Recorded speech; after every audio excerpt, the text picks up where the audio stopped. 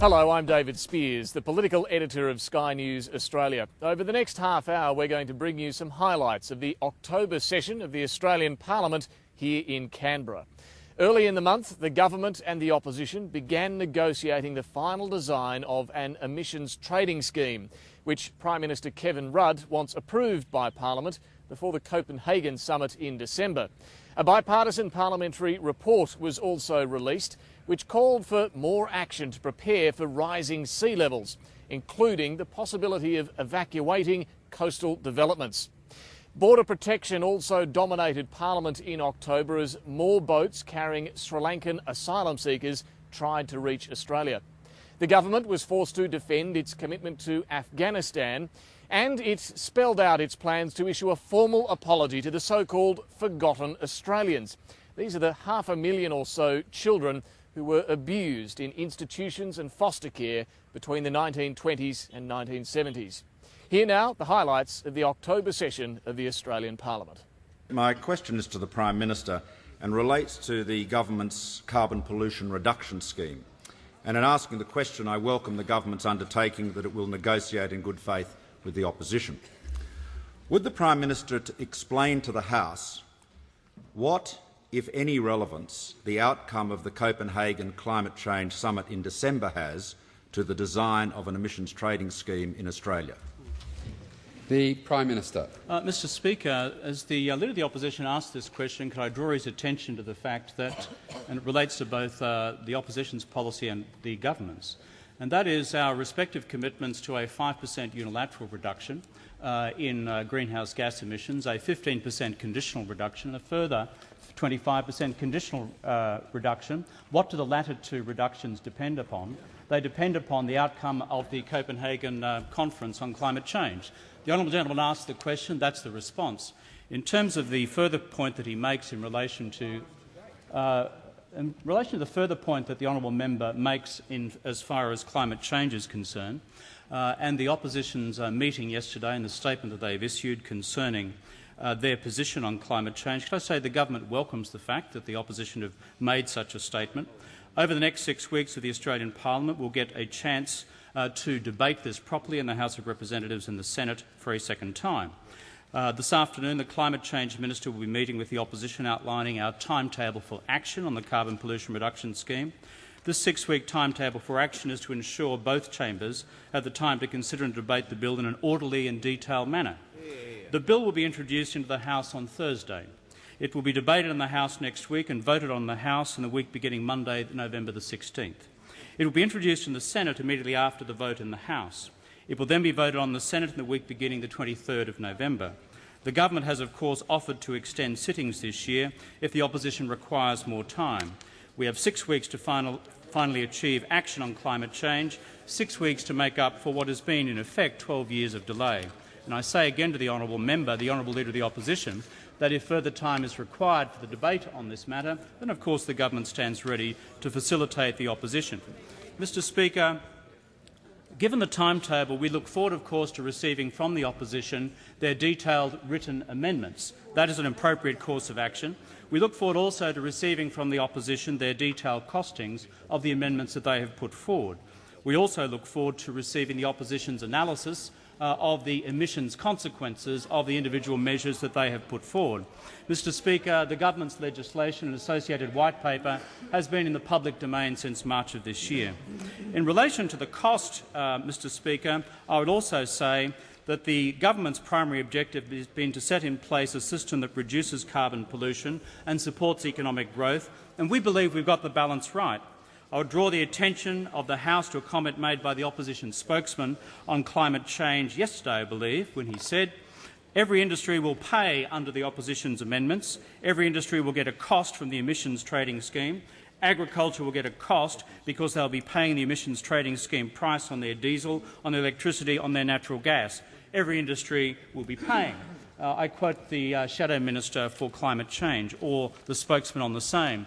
And that underpins the necessity, Mr Speaker, for us to in fact have the costings and analysis which underpin the amendments which have been put forward by the opposition, and we look forward to receiving that information. Mr Speaker, after this significant period of delay under the previous government when it comes to taking action on climate change, We therefore look forward to engaging in this discussion with the opposition on achieving an outcome for Australia. This is one of the world's hottest and driest continents, and as a consequence climate change will hit Australia hardest and earliest. Therefore it's important that the nation come together and get an outcome for the future. In the lead-up to the Copenhagen conference, which has also been the subject of a reference in the Leader of the Opposition's question, most countries around the world will be seeking to move forward in advancing this agenda. It will be a very difficult process, Mr Speaker. But in terms of the relevance of our actions here in Australia and the negotiations which unfold globally, there is of course a clear connection also, and that is the rest of the world will legitimately ask questions about what action we are taking in Australia in order to encourage actions by other emitting economies around the world, both developed and developing. I notice also, Mr Speaker, in reference to the Leader of the Opposition's question about the relevance of Copenhagen to the timetabling of debate in the House and the Senate this year, I would draw his attention to his own statement in his own opinion piece in July last year when he said, and I'll quote him, "Our first-hand experience in implementing an emissions trading system would be of considerable assistance in our international discussions and negotiation aimed at achieving an effective global agreement." Furthermore, Tony Abbott, the Shadow Minister for Families, has also written in today's Australian, and I would quote him directly to the Leader of the Opposition, "It could indeed help the outcome of the Copenhagen climate change talks if Australia agreed in advance not only to a carbon emissions target but also on a mechanism to deliver it." That is what the Shadow Minister for Families has said. That is what the Leader of the Opposition has said last year.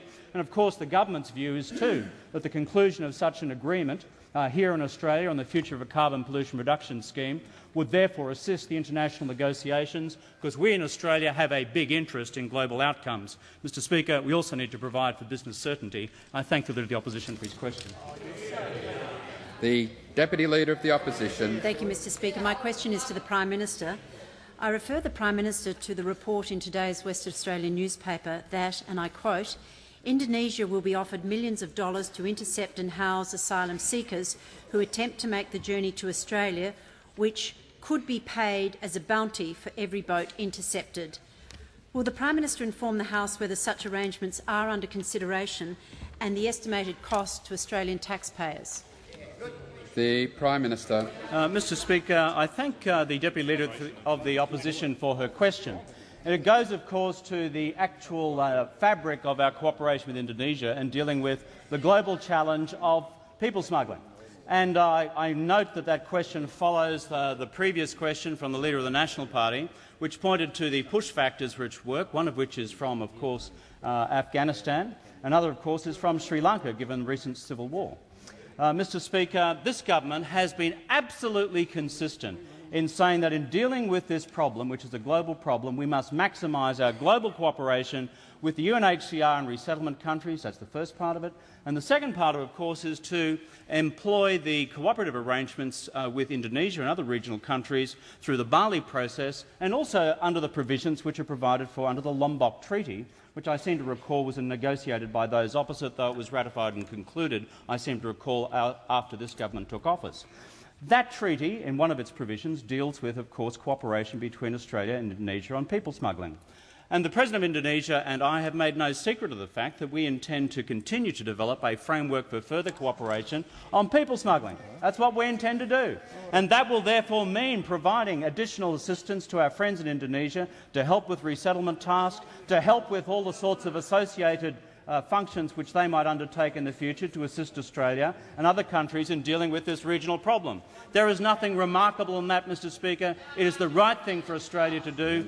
This government makes no apology whatsoever for the fact that we have a tough line on asylum seekers, tough when it comes to dealing with the challenge of people smugglers around the world, tough but humane. Has the Prime Minister concluded? Prime Minister has concluded.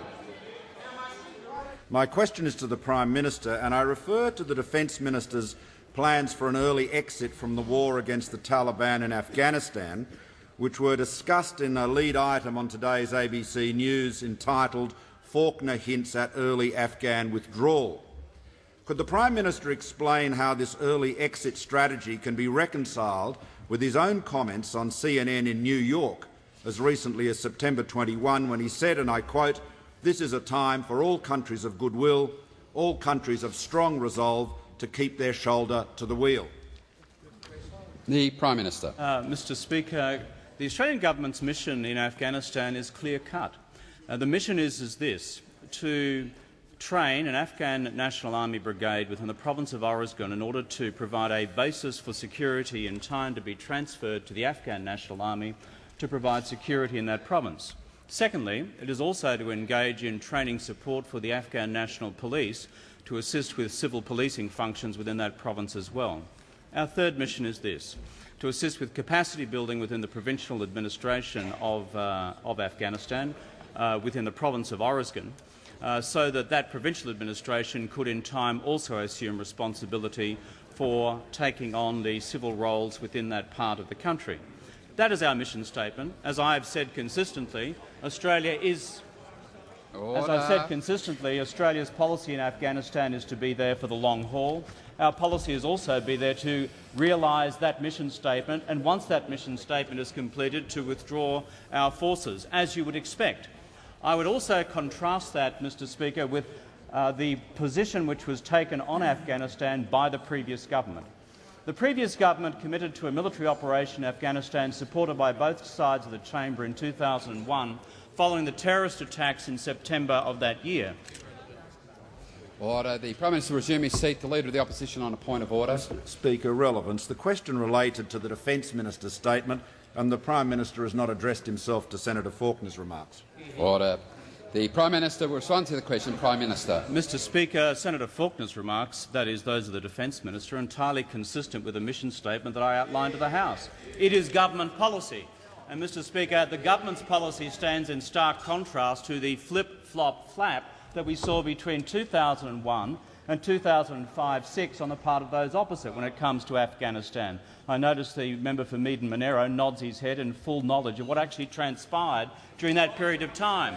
And what actually happened in that period of time was we had an initial Australian military commitment in Afghanistan at the end of 2001 and into 2002, and then mysteriously, the Australian Defence Force commitment to Afghanistan reduced to zero.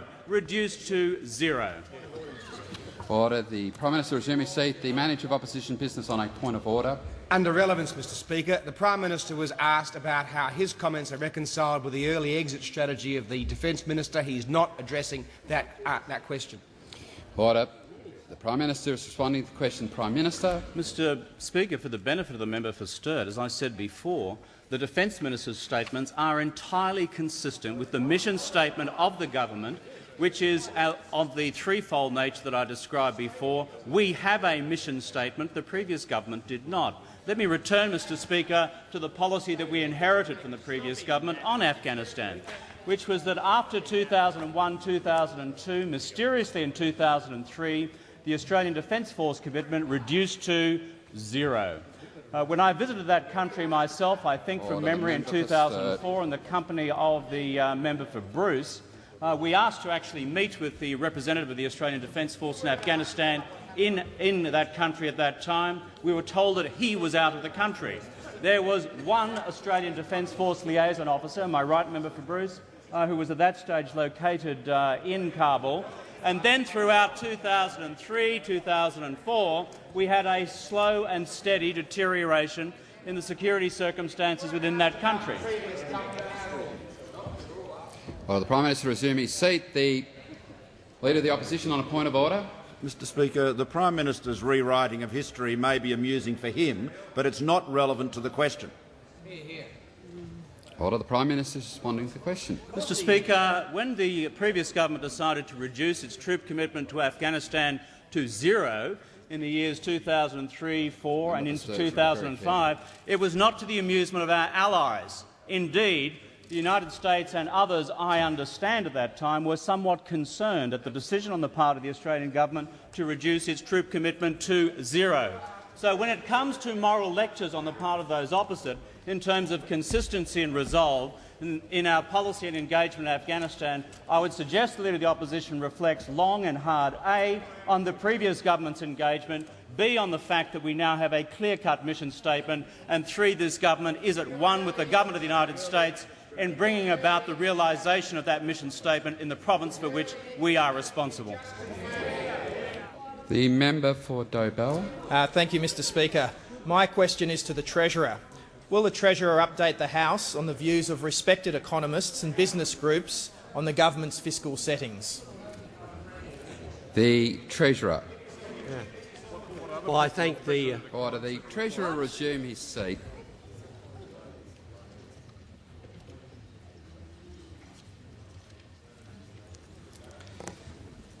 I just say to all members that to continue discussion about the events that have happened in an earlier answer and question are just not helpful to the proper conduct of the House, and I remind those that need reminding I will use 94A without warning.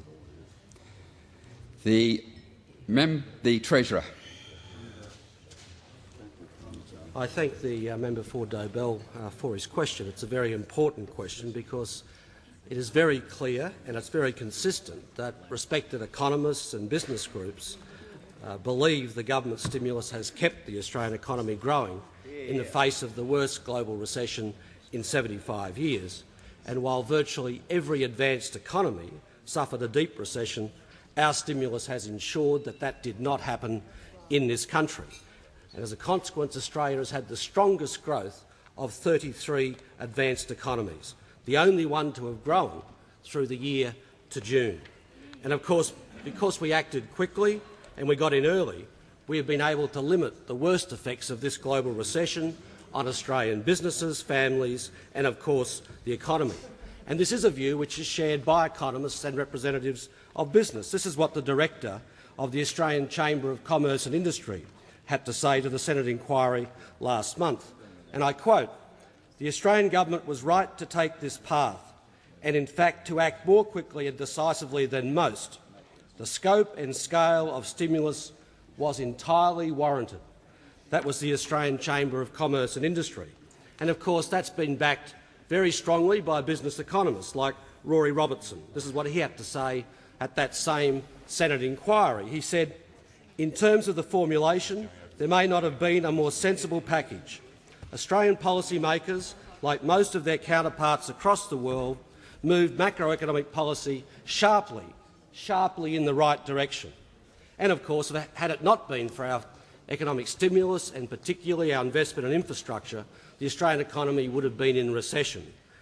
The fiscal stimulus was designed, Mr Speaker, to have its maximum impact in the middle of this year, in June, and then to be gradually withdrawn from that time on. And, of course, the stimulus, therefore, has already peaked and is gradually tapering away. And, of course, it is this inbuilt withdrawal which the Governor of the Reserve Bank referred to last month when he made this comment, which I think is pretty relevant to all of those opposite. Such an outcome would mean that fiscal and monetary policy would be acting broadly consistently as they did when they were moved in an expansionary direction when the economy was slowing. And, of course, that was only on the 28th of September.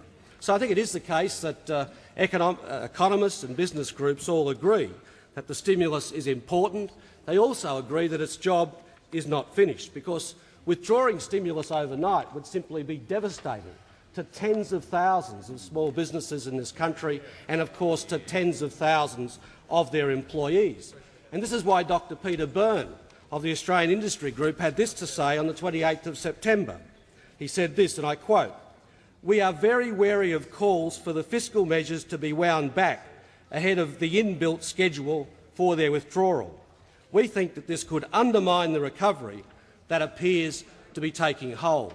And, of course, that is a complete repudiation of the position of opposition members in this House. Now, of course, Mr Speaker, we know that opposition members in this House have been voting against the economic stimulus in the House and, of course, then going out into their own electorates and supporting it there and trying to claim credit for it. So I guess we're pretty used to that hypocrisy. But today I think I can reveal another chapter in that hypocrisy, because on the 12th of March, the Shadow Minister for Families said in this chamber about the government's response to the global financial crisis, and I quote, "We are against the government stimulus package," the 12th of March. And again on the 5th of February he said this: "What this government is doing is too much and too soon." Now, Mr Speaker, I can report to the House that the Minister or Shadow Minister for Families went down to Canberra Grammar on Tuesday to address students and give them his views about life. This was a Shadow Minister in the opposition, the Shadow Minister for Families at Canberra Grammar. And he went down there, and you know what he said, Mr Speaker, at Canberra Grammar? He said that the Rudd government, and I quote, "handled the global financial crisis well." So, one thing in this House, entirely another outside of the House. Now, he was pretty quick to tell all the assembled students that he would not be able to make that comment outside the classroom because the media might get onto it. Well, we can understand his embarrassment because we can understand the embarrassment of all of those opposite, Mr Speaker, but the hypocrisy of all those opposite is now clear for everybody to see. Mr Speaker, my question is to the Minister for the Environment, Heritage and the Arts. And I ask the Minister, how is dangerous climate change predicted to affect Australia's coastal zone environment, and how is the government responding to these predicted impacts? The Minister for Environment, Heritage and the Arts. Order. The Minister. The Minister will resume his seat. The member for Mayo on a point of order. It relates to questions to ministers under the standing order. The question must relate to something that the minister is in his administration. He's not the Minister for Climate Change, nor the minister assisting the Minister for Climate Change. He has no responsibility for it. Those on my right are not assisting. The member for Mayo raises a point of order which depends on my expert knowledge of the administrative orders under which ministers are appointed. Earlier in this parliament, some 18 months ago, I did refer to that document because this was something in prospect. And I suppose I should be charitable to the member for Mayo even before he was a member. And I would think that if the Minister for Environment and Heritage and Arts had a whole list of legislation and agencies that are within his portfolio responsibilities, and without being precise, I would have thought that matters to do with the coastal zone, environment protection matters would be within those portfolio duties, and I would think on that basis that the question is in order. Order. The Leader of the House, the member for O'Connell, resume his seat. The member for... I will decide who I give the call to, and behaviour like that will get the treatment that in precedent other occupants of the chair have given, which is that selective blindness. The Leader of the House on the point of order. Thanks, Mr Speaker. Indeed, to the point of order. The Prime Minister in the ministerial arrangements read out at 2 o'clock when Parliament began today indicated that because the Minister assisting the Minister for Climate Change is absent from question time at a climate change conference, Leader of the House, the Minister for the Environment is representing him here during this question time. The Leader of the House resume his seat. Order. Order. Order. The Leader of the House, by making a point, has not actually, in one way he has assisted, but I still maintain that, like the question yesterday, the question today, in that it goes to matters and the way in which the climate change in prospect can affect environmental matters, would have been in order, even bar the ministerial arrangements making it clear. The member for O'Connor on a further point of order. Certainly, sir. Standing Order 100 rules 4 questions. Item B, a question fully answered must not be asked again. And I refer you to the Prime Minister's answer previously and his 10-page answer yesterday on this very matter. Good try, but there was no point of order. The Minister. The Minister has the call. Thank you, Mr Speaker. I think that most people listening to Parliament today will recognise that, one, climate change is an environmental issue, and secondly, that we take the environment very seriously in this House, unlike those on the other side.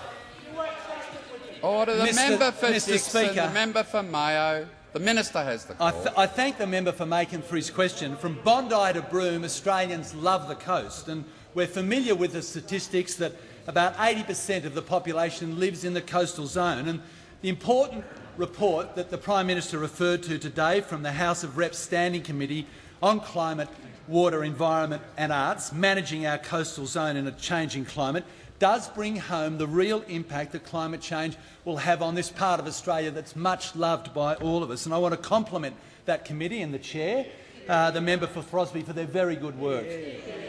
Mr Speaker, this coastal inquiry report notes that small rises in sea level can cause disproportionately large impacts, and the report includes an alarming statistic that approximately 711,000 addresses are within 3 k's of the coast and less than 6 metres above sea level.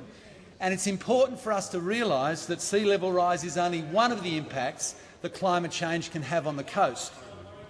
It interacts with other changes like the daily climate, like increases in storm tides and flooding from heavy rainfall, and it's the way that those impacts work together that trigger other changes that's the cause for concern. It's a chain reaction of impacts, Mr Speaker, and it's identified in this important report. And just to give one example, in the World Heritage-listed Kakadu National Park, which I have responsibility for, the extensive lowland wetlands are particularly vulnerable. As the sea level rises, the salinity in these wetlands will also rise. Order. The Minister has the call. He should be heard in silence. As the sea level rises, the salinity in these wetlands will also rise, with some 80% of the freshwater wetlands predicted to convert to saline, salty mudflats, while salt contaminates the fresh groundwater system. And it's also the case that the human impacts identified for the coastal zone are also serious and costly, and the Prime Minister highlighted them just previously. 900 coastal buildings, together with harbour and port facilities, vulnerable to sea level rise in the Northern Territory. 250,000 vulnerable coastal buildings in Queensland. Our greatest recreational and tourism assets, our beaches, are also vulnerable, with the Department of Climate Change predicting that by 2100 sandy beaches could recede by up to 88 metres. That's a significant prediction, Mr Speaker. Mr Speaker, the Australian government takes these risks seriously under Caring for Our Country. We're protecting and rehabilitating coastal habitats through the $100 million Caring for Our Coast Care program. This is an unprecedented injection of funds into the coastal environment. We're also reducing harmful runoff into the Great Barrier Reef, working with farmers to improve land management practices through our $200 million unparalleled investment in this national icon, and through Minister Wong's portfolio, an additional $25 million through Caring for Our Coasts to help prepare coastal communities for the impact of climate change. And, Mr Speaker, the government will carefully consider the findings of this coastal inquiry and will be providing a response. We initiated this inquiry as a first step into developing a national coastal policy. That's what this country now needs. And the report confirms the need and the importance of federal leadership, and it's a responsibility that Labor accepts. The fact is, Mr Speaker, that none of these actions I've outlined would have taken place if there hadn't been a change of government in 2007. And while the science shows that we're tracking to the higher end of climate change predictions, the coalition's heading in the opposite direction. Just this morning, Mr Speaker, Senator Betts was in no hurry to act on coastal erosion. He said that is something that is going to have to be taken into account for future planning. But having said that, I assume it's not going to be happening overnight, so we've still got some time. Senator Abetz reminds me of the Steve Millis song, Time, time, time keeps on slipping, slipping, slipping into the future. Whereas here you go. Order. Order. The minister will ignore the taunts. The minister will respond to the question. The lack of public policy rigour on the other side of the House, Mr Speaker, means they are easily distracted. And the member from Warringah this morning on Sky asked about this particular coastal inquiry report and that sea level had risen along the New South Wales coast by more than 20 centimetres, said, and I quote, "Has anyone noticed it?" ? No, they haven't, he told reporters. Well, the answer is that people are noticing this, Mr Speaker, and it's extraordinary that the member, serious contender on the front bench, could have a position like this because— Order. And you know, Mr Speaker, we've got interjection after interjection coming from the other side of the House as they are exposed in their total incapacity to recognise the seriousness of this challenge, which has just been confirmed in an inquiry that's been brought down by a House of Representatives Standing Committee. The member for Gippsland relaxed about the CPRS legislation. I believe we've got time to wait. Mr Speaker, the Coalition just don't seem interested in the impacts on the farming sector, on urban communities running out of water, on coastal communities who are vulnerable to sea level change. They want to delay, they want to do nothing. And for the Coalition, Mr Speaker, all that we can say is the Australian coast is a good place to stick your head in the sand. My question is to the Minister for Families, Housing, Community Services and Indigenous Affairs. What is the Australian government doing to acknowledge the experience of children who suffered in the past in institutions and out-of-home care? Minister for Community Services and other things and Indigenous Affairs. I'm not having a very good day. But the Minister has the call. And families. Thank you. I thank the Minister for Health. Thank you, Mr Speaker, and I thank the member for Dobell for his question. On the 16th of November, the Prime Minister and the Leader of the Opposition will offer a national apology to more than 500,000 forgotten Australians and former child migrants. Those more than 500,000 people who grew up without their families, their mothers and fathers, their brothers and sisters. More than 500,000 children deprived of their childhood for many, many reasons, whether it was through child migration, through the death of a parent, poverty, illness, events beyond their control, and for so many of them, no safety net to catch them. It meant little children, even babies, left alone to fend for themselves in institutions and in foster homes. For the most part, these were cold, loveless, authoritarian places with no time at all for the exuberance and innocence of childhood, no time for the love or laughter and warmth of family life, no time to play, to eat healthy food, to get a decent education. Instead of school, for many of them, of course, it was menial hard work, so that when they were released into the outside world, many of them could neither read nor write. Many of these children were subjected to emotional, physical and sexual abuse at the hands of those who had responsibility to care for them. Today, many of them continue to struggle as a result of their experiences, grappling with mental illness, homelessness, substance abuse, educational and family relationship difficulties. On the 16th of November, together as a nation, we will acknowledge their experiences and together apologise for their loss of identity, the loss of family, and of course, in the case of former child migrants, the loss of country. These are the children who grew up in children's homes, orphanages, other forms of out-of-home care between the 1920s and the late 1970s. They've become known as the Forgotten Australians, and of course also include the 7,000 people who arrived in Australia as children from the United Kingdom and Malta under historical migration schemes who were also subsequently placed in homes and orphanages. We've had 3 unanimous Senate inquiries calling for an apology, and I am very pleased at the way we've been able to work across the parliament to develop the proposals for the apology.